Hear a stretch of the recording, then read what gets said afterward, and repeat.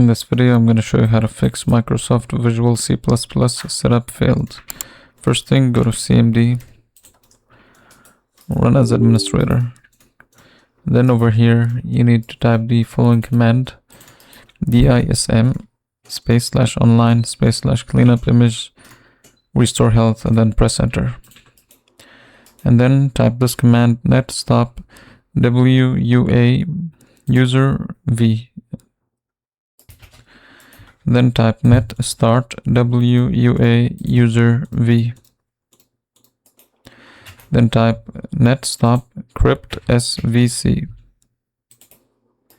Then type net start crypt svc. And then lastly, there's one last command you should type down. And then sfc/scan now. This will take a few minutes to finish scanning, and once it's done, you can close this down. Now, after doing this, now you want to go to Google.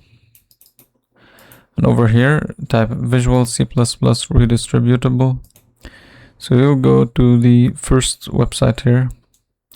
Go to the latest version and then download the 64-bit and 32-bit. So once you download these two, before you install them, make sure you go to Windows Update. And make sure you are on the latest version on Windows. Just make sure you update. Once you do this, now you can just go back to the downloads folder here and just install the C++ package for both 32-bit and 64-bit. Just run this one.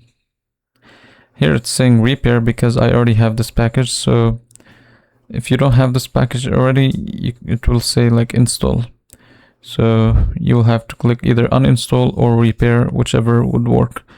So if you click uninstall, it will uninstall it, and then you'll click again and it will install it. And then you'll do the same thing here, and once you're done, you're just gonna restart your computer and this should fix your issue.